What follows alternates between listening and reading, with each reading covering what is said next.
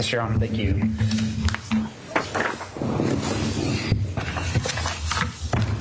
I always think it good to make a record about the legal standard for these type of issues, so I want to do that first. I know the court's well aware of it. Nonetheless, we do need to make a record. The burden of proof is on the defendant for when it comes to bond issues. That's Dunn versus Edwards, common spelling for both of those, 275 Georgia 458. The defendant must prove evidence as to each of the four Aiella factors. We haven't really heard about those four factors, so I'll give them to you now, Your Honor. I know you're aware of them. They're also codified statutorily in 17-16-1. They must prove that defendant poses no risk of flight, no significant danger to person, community, or property. The defendant poses no significant risk of committing a new crime, poses no significant risk of intimidating witnesses or obstructing justice. Of note, failure on any one of those factors would authorize the court to deny bond in this case. I will point out, a case out of Cobb County, Constantino versus Warren, Constantino, 285 Georgia 851.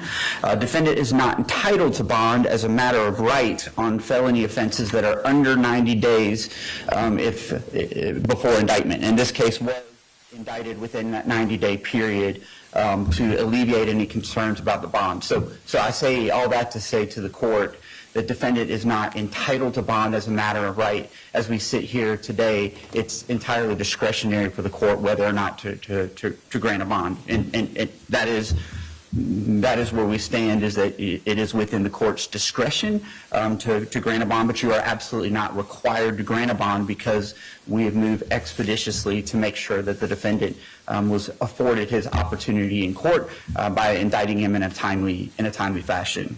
I will note that the initial warrant was in the no bond stages, so there's been some chatter, allegations about the state's role in that. It was not the state that had anything to do with the defendant's current no bond status. That was done at the magistrate court level by a magistrate judge that was passing on the sufficiency of the evidence in terms of looking at the warrant. I will tell the court, in reviewing this case legally under Garza and some of those things, we believe that kidnapping would be appropriate. Nonetheless, looking fully at the facts of this case, an attempted kidnapping certainly seems like a better charge, which is why we did have some urgency to get this case to the grand jury to make sure that we had the most accurate charge pleading in terms of the charging documents that we think is appropriate. Slight asportation is what's required for a kidnapping. I think the general public thinks about kidnapping, has this visual image of white vans snatching kids off the street, and the court knows, and state knows, the defense knows, legal experts know. That's not the legal definition of kidnapping. It's the slight asportation of a person against their will, and so the appropriate charge we deemed, and the grand jury agreed, is an attempted kidnapping. He's also charged with assault and battery as well for what happened. So you've heard a little bit about assertions of what defendant's connection is to the community and all of those kind of things in support of this. There's really not been a whole lot of testimony about the four Aiella factors that I've articulated to the court. So I will tell you that the victim's mother is on this call. She's been in communication with the state. She's expressed to us her apprehension and trust in handling this case. She's been very deferential to the state. She is of the belief that defendant needs treatment. I too am of the belief that this defendant has got some serious issues, as we're about to talk about, and I want that to be a component of this discussion here. So because the defense has played one video, am I okay to sit down so I can use my laptop, Judge? Thank you. I want to show a zoomed in version of the clip. Yeah. And if you'll pay attention here, Judge.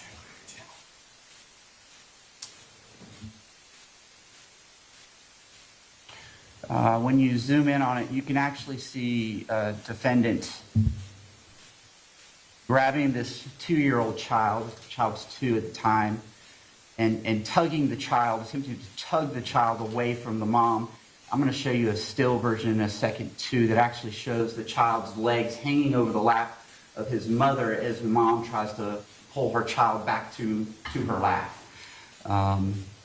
You can see he's kind of in her space. I know there's a narrated, edited version that was presented, by the defense, and sure, the state would say if you don't take a closer look, it might cause concerns, but when you do take a closer look, you can see him tugging on this child, and there's the legs, before mom is able to regain control of her 2-year-old and bring the 2-year-old back to her lap. So here's the actual, you can see the legs of the child dangling as Mr. Patel tries to pull the child away. Listen, Judge, is this an unusual case? I would say it is. The state's not oblivious to the fact that this is a very bizarre set of circumstances. Nonetheless, this defendant reached down and grabbed a 2-year-old child from the lap of a woman in a Walmart at 8:30 at night and attempted to pull that child from her lap. The facts are not governed by the state here. The facts are governed by the choices of this particular defendant on this particular night, this particular public Walmart, as he encroached on the space of this mother and her two children.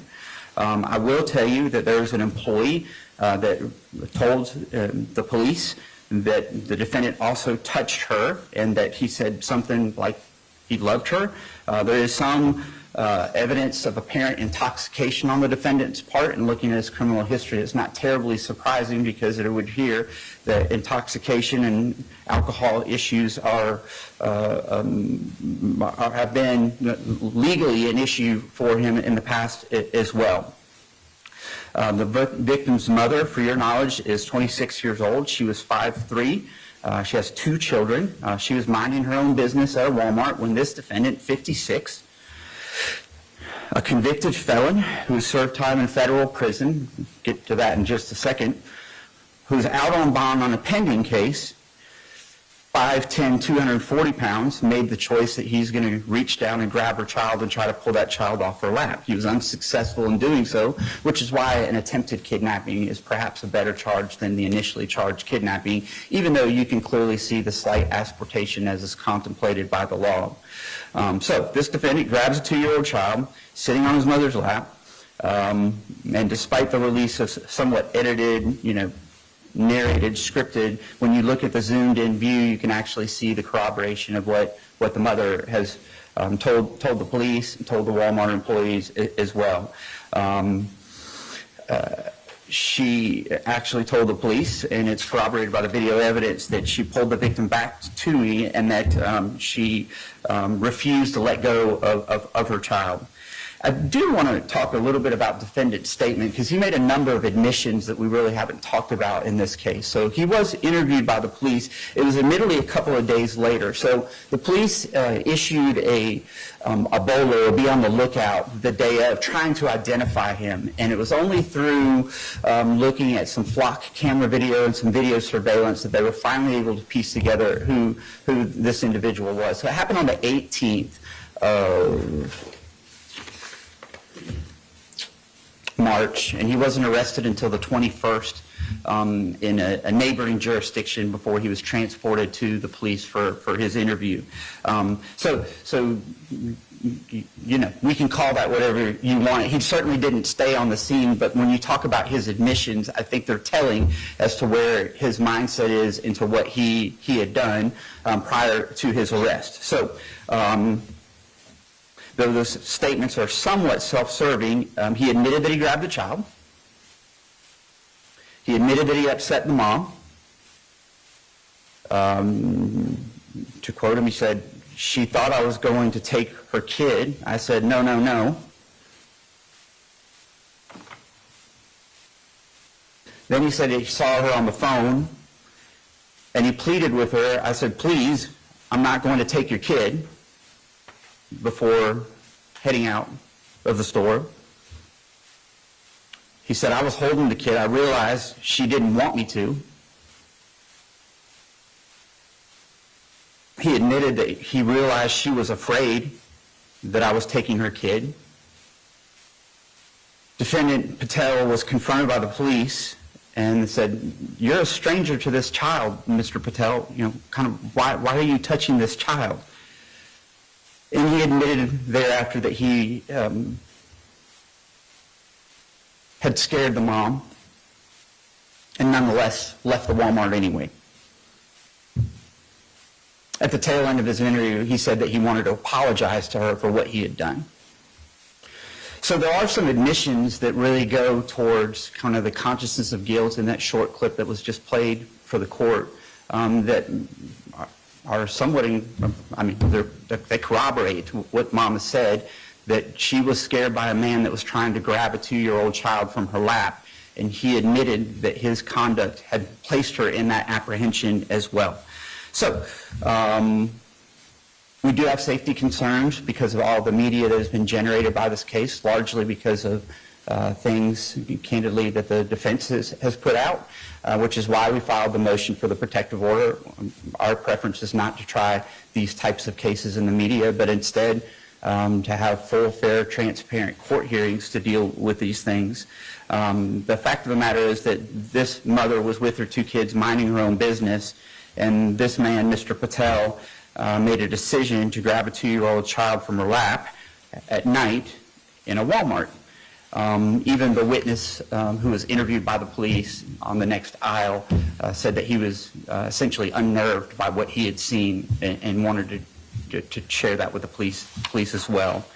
There are 2 separate 911 calls, one placed by the victim's mother, one by a Walmart employee. Of course, you've now seen some of the video. I've told you about the Be on the Lookout that was issued the night of as they tried to identify who this stranger was to this woman who tried to grab her kid from her lap. And fortunately, thanks to our advances in technology, I'm sure the court's aware of it, Flock, for our purpose of our record, as a license plate reader, we're able to identify the defendant and realize, well, this is a man with a criminal history who's out on bond for a DUI that's pending in state court, and that's what prompted police to be able to go locate him, pick him up, bring him in for the interview where he made these admissions that I've articulated to the court about his conduct and about what he did. There is evidence to support that he probably was intoxicated at the time. The delay in getting to him, though... I object. There's no evidence of that at all. Sure. The description by witnesses suggests that there's something going on with him, that he may have been intoxicated, and certainly his criminal history, as I'm about to present that to the court, would show that there is a history of problems with alcohol use. Based on the Walmart witness and what the victim described, we certainly have reason to believe that he may have been intoxicated at the time. Of course, he didn't stay at the Walmart, so we weren't able to get a blood draw or anything like that. All right, so I do want to talk about criminal history. You're going to give me something?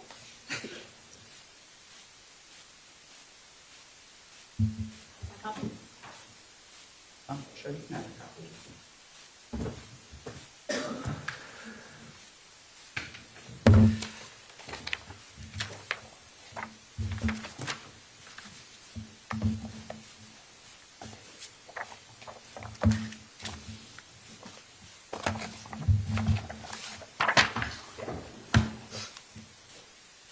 And this is the motion in state court. Actually, I need that one because it's highlighted. You can have this one. Is it the same thing? Yeah, same thing. Thank you. So, Your Honor, I'm going to provide to the court a copy of the criminal history and then a motion filed in the state court regarding the pending case that's over there as well. What you'll see on the criminal history is that defendant is a convicted felon, convicted of conspiracy to defraud the United States. He was arrested for bribery as part of that arrest as well. That was not what he was convicted of, though. It was conspiracy to defraud the United States. And while assertions have been made about the level of this, I will point out that defendant did serve federal prison time. I'm have not run the criminal history of everyone in the courtroom, but I'm aware of only one person that served federal prison time as a convicted felon in the courtroom, and that would be Mr. Patel. He admittedly served 6 months in prison, received looks like a 42-month sentence. He was on probation for a number of years for this felony offense that he's been convicted of. He did have a DUI that he was convicted of, a lesser included offense, reckless, that's February 7th, 2022. Highlighted that for the court. I pointed out the defendant has a third arrest now pending by Kennesaw Police Department. That was December 6th of 2024. So that case is actively in the pipeline at the time defendant commits this offense at the Walmart. There are conditions of that bond that are actually attached to the solicitor's motion to revoke that bond. So that's the other document that I've handed to the court, is a motion to revoke defendant's bond in state court based on this new arrest. If you look at those bond conditions from January 28th of 2025, among other things, shall not violate the laws, shall not drink alcohol or use drugs. And we've talked a little bit about that as part of the state's presentation of the case. So that was filed, the motion to revoke bond, I believe, April the 28th. So here, while the defendant was on bond, he committed a new crime on March the 18th. And fortunately, because of our ability to leverage flock and technology, we're able to identify who this was, who this stranger was, who grabbed a 2-year-old child at night in a Walmart. And that led to his arrest and ultimately to his statement and admissions that he made on about March the 21st of 2025. So this is his fourth arrest, okay, fourth arrest, Your Honor. The fourth being while he was already on bond on a pending case here in Cobb County, Georgia. And so legally, this court is not required to give a bond. The state's of the opinion he's not a good candidate for bond based on the history that we have here. I would suggest to the court that if you're inclined to grant a bond, even though you're not required to, that we be heard about some specific conditions of that bond. But it is concerning from the state's perspective that you have a man who's a convicted felon on his fourth arrest, one while on bond here in Cobb County, Georgia, who made admissions to his conduct here. And in light of that, we would suggest to the court, not a good candidate for bond at this point. We're open to having discussions with the defense about perhaps some reasonable resolution of the case when it's appropriate after going through the discovery process. But at this point, you're not required to give the defendant a bond. And so we would urge the court to consider all of these things when you weigh your decision. And we would like to be heard. If you exercise your discretion and say, well, I'm going to give a bond in this case for some reason, then we'd like to be heard on what conditions of that bond would be appropriate in light of the unique circumstances of this particular case.